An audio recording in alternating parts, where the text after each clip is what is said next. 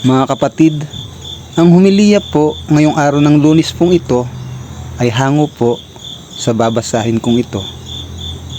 Lucas, Kapitulo 4, versikulo 24 hanggang 30. Wika ni Jesus.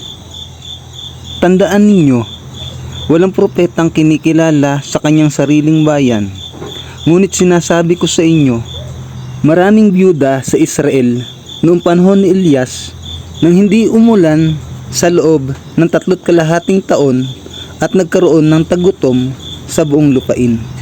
Subalit hindi pinapunta si Elias sa kanino man sa kanila, kundi sa isang byuda sa Sarepta, sa lupain ng Sidon. Sa dinami-dami ng mga may ketong sa Israel noong panahon ni Eliseo, wala ni isa mang pinagaling at nilinis maliban kay Naaman na isang taga-Syria. Nagalit ang lahat ng nasa sinagoga nang marinig ito. Nagsitayo sila at itinaboy siyang palabas papunta sa gilid ng bundok na kinakatayuan ng bayan upang ihulog siya sa bangin. Ngunit dumaan siya sa kalagitnaan nila at umalis.